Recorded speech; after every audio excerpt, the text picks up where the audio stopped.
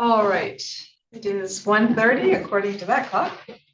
We will call the Cumberland County Finance meeting to order, and we will begin with a roll call, please, Desiree. Commissioner Nieder. I am here. Commissioner Fashi. I'm here. Commissioner Eichelberger. Present. We are at the point in the agenda where we open it up to public comment. If there is anyone in the room wishing to make public comment, now would be your time. If you are online and would like to make public comment, can you please use the raise your hand feature? No request at this time. None? Okay, we'll move on. Next up is the approval of the minutes of the June 18th meeting. I will move to approve. I will second. It's moved and seconded. All in favor say aye. Aye. Aye. The next item falls within the consent agenda, and now would be the time to ask any questions. If there are, or have any discussion, if hearing anything.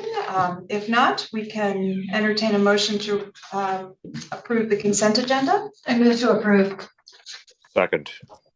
It's moved and seconded. All in favor say aye. Aye. Aye. That will take us to the regular agenda and the list of non-routine items that will be discussed, and if applicable, we may take action upon anything or all or individually.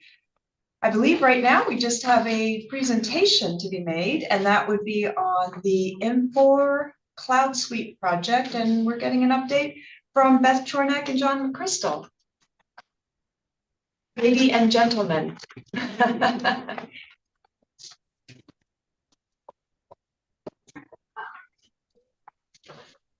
Okay. I will say, time is flying because it seems like we just did this a couple days ago or whatever, but it's actually been closer to 4 months. Since we last met, we have completed a lot of additional testing of the new system and the setup and processes that we are working on. So they call it system integration testing, which allowed us to test from processes from start to finish, involving the people who would normally do those processes. So it was a very productive session. It lasted, what, 8 weeks? 8 weeks. What was nice, it brought in more people into the testing than our original group. So the little things we might take for granted or not know about, they were then able to be addressed at that time. So it was a very good testing scenarios.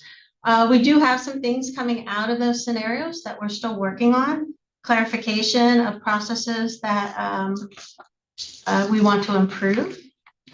Things that didn't work how we thought they were going to, that we're looking at and making sure that they're going to work better for us in the future.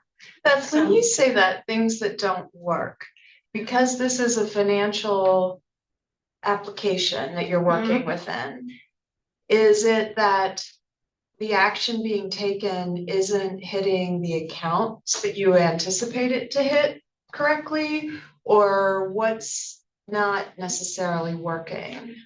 Sometimes it's just the setup designs that we chose, like options to how we want to see things, how we want the process flow to flow. So we go with an understanding of the process, how we think it's going to work, and then something will come up in the scenario that 80% of the time it works fine, but this one scenario needs additional setup. So Okay. along those lines. Okay. Nothing has been that, oh, we can't do that yet for the most part. It just we can't do it the way we originally thought. We have to turn around and look at it and come up with an additional way. And RPI has been very helpful with finding those ways for us that we can keep the quality that we're used to within the new system. Okay. Thank you. Mm-hmm. Within that situation testing, the system integration testing, we did have a data migration for that. There's every time we do a new set of testing, there's a new migration so that our data is up to date and making sure that everything from our old system is coming in properly. So. So when you are doing this testing, is it on the live system? Or you're not in like, what do they call that, a sandbox or anything? This is. We system. have 3 areas that we are currently can work in. There's a production system that we don't touch really. And then we're in a test system. And then there's a training system. So we can work in any one of those. All of this testing is done in the test system. Okay, thank you. And we'll have that going forward too. So on the back end, if you need to make adjustments, you can run it through the test system first. Is that a new enhancement that to this, or did you always have a test system established? We always had a test system established. Did you always have a training system? No, we did not always have a training system. So, in the past, in the current Lawson system, if we would know we were doing a lot of training, we would take the data from production into the test environment. So it was as up to date as possible. So that when we were training, people were looking at familiar things instead of data that's like, 6 months old or something. So. Thank you. But then we also had to juggle if anybody was doing any testing, and we'd had to say, you can't change that because we're doing this. So this will make it easier to keep it separated. Okay, I'm gonna talk through a couple of visuals that I provided here. The first one being the current day status of the project. First things first, I want to mention that this is only for the phase 1 portion of the project. There is a phase 2, it's the HR component. We didn't start that yet. I'll talk about that in a little bit. But for the financial side, you can see the project progress made based on the percentages below. This is important to note that this is only based on the tasks and not necessarily either events or anything that hasn't been addressed in like certain types of discovery. So kind of like what Beth was saying, if we find out something doesn't work, they kind of pull that back, kind of put us in like more of a discovery session, and then maybe that becomes a different task to readdress that situation. So obviously we can't predict the future, so this is only current day stuff. So if something else would arise, that might influx the percentage there. Do we have questions on that? Okay, the way you're looking, it looked like you had questions. And John, just to give me some perspective, when you're saying this is tasks and it's 95% complete, is that like 1,000 tasks? Is it 2,000 tasks? I don't know the exact Okay. number, but it is a lot. A lot. And this isn't necessarily describing the time that it takes. So for example, Right. they might actually have in there that the end user training is just a simple task, right? It's just one task, but that task is going to take 2 months. So that's why it kind of looks like we're super far ahead, but at the bottom, you can see based on the time percentage included with that, we're only 62% of the way through. That's still That's good. good. That's good. Yeah, Yes. you're over 50%. Yes, we'll talk about that in the next slide.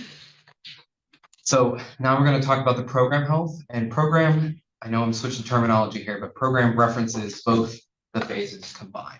So not just phase 1, but it's also talking about phase 2. As of right now, everything is on target, and that's kind of what you were just asking, is 62% good? The answer is yes. Currently, RPI is projecting that we have no things sitting at risk or not on target. I do want to point out that HCM and payroll are both scheduled for phase 2, which is why we're not reporting on that yet. We just haven't started it. This is a good time to bring up that we are planning on introducing phase 2 end of July. So this kind of run parallel with the other project for a little while.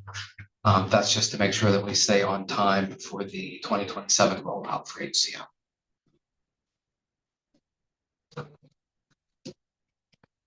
Just to give you a little visual on the forecast for the rest of the phase 1 part of the project, I just kind of made you a quick chart here to show all of that. The biggest thing to note here, though, is the go live and the support thereafter starts around early November.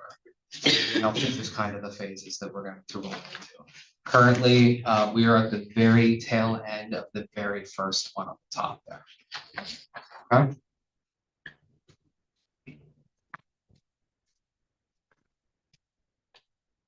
Okay, what's coming down the pike? So throughout the rest of the project, there are 3 more data migrations. One is for user acceptance training, one is for end user training, and the other one is actually the go live migration. The user acceptance training, similar to the situation training that we just got done, it will pull in more people from each department in the county just to get an idea of those heavy hitting departments, those people who do a lot of invoices can come in and help and test from their perspective. We've been through this for all this time, so we're thinking, yep, everybody gets that, not a problem. So we're going to bring in some new people and introduce them to the system and make sure that what we're seeing and what we're assuming is going to meet everybody's needs and everybody's understanding. So that's the user acceptance testing that will begin at the end of August, that goes into September. Then after user acceptance training is the end user training. We are on the agenda for the department head meeting on July 2nd. Yes. Yeah, thank you. To introduce to department heads that this is a project, let everybody know that your people in your departments are going to need to go to Lawson training and give them a rough idea of when that training will be, which is the end of September, beginning of October. So just a heads up to department heads to let them know this is going to affect their departments, what it's going to involve, and what we've been doing for the last 9 months. So working with RPI for a changeover plan. What's going to happen during go live, the time frame, when are we pulling data, when are we kicking people out of the old system, when do we flip that switch and go to the new system. That's all the cutover plan that we've been working on with RPI. Our go live date is around November 10th, and I say around being that that's a Monday and the 11th is a holiday. We've been kind of playing with those dates specifically to see what would work best with that holiday being in there.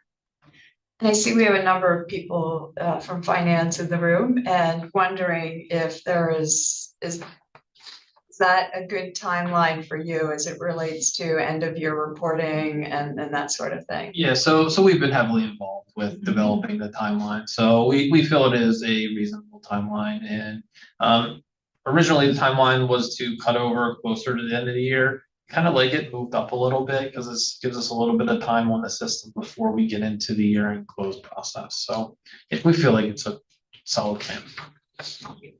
One of the things I liked was the fact that we will still have RPI people for the after go live during year end.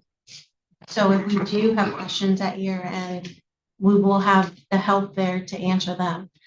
When we did this the last time and went live on January 1st, we did not do year end for over a year. And then it was like, oh, this is the first time we're doing this. And we were pretty much, I would say on our own, but we had to rely on Lawson help instead of having a consultant help us at that time. So I'm kind of happy about that. Everybody thought that this was a better plan. So. Is RPI then officially done at the end of calendar year end of 25? Or they'll be here through the whole project though, right? They're here through the whole project. And then phase 2 is slated to be wrapped up by July? That one, phase 2, we go live January of 2027. Oh, so they'll still be around for year end this go around. Okay. So that is where we're going. Do you have any questions? Time is flying. I'm like, I had a hard time believing it's almost like what, the end of June now. So I don't know where it's all going, but I know I believe the last update, we had some discussion around something that had been added in that wasn't originally Ron, help me, was it leases? Lease accounting. Lease accounting? Have we found any other item like that that they've brought to the table that we're saying, oh, shoot, we should have included this as well, or are we still going with the plan as originally established? I believe so. I don't know of anything else in the financial module, this phase one, that we would want in addition to what we already have now. Okay. So we had an overview of the thank you, HCM, the human resource module. Acronyms, gotta love them. Which also includes the payroll portion of it. So there are some add-ons to the HCM module that HR might be interested going down the road, but they always understood it would be after this phase two project would be completed. So are we looking at the payroll module or We already have we have that is it, a part okay, of we it. have that. And then performance management? performance management is a part of the HCM. We already have that too. We have that. That is one of the things we are looking at to implement. Okay.